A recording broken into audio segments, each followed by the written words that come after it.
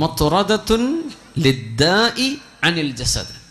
അസുഖം, വലിയ വലിയ അസുഖം വരാതിരിക്കാനുള്ള ചികിത്സ രാത്രിയിലെ നിസ്കാരമാണ്.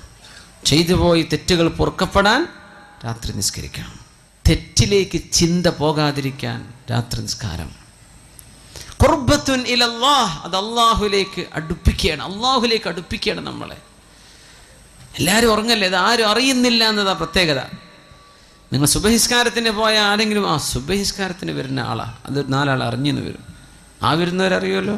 ളുഹറിന് പോയാലും അറിയും, സുബഹി അസറിന് പോയാലും അറിയും, മഗ്രിബിന് ഇശാക്ക് പോയ ജുമുഅക്ക് പോയാലും മനുഷ്യന്മാർ കാണുന്നുണ്ട്.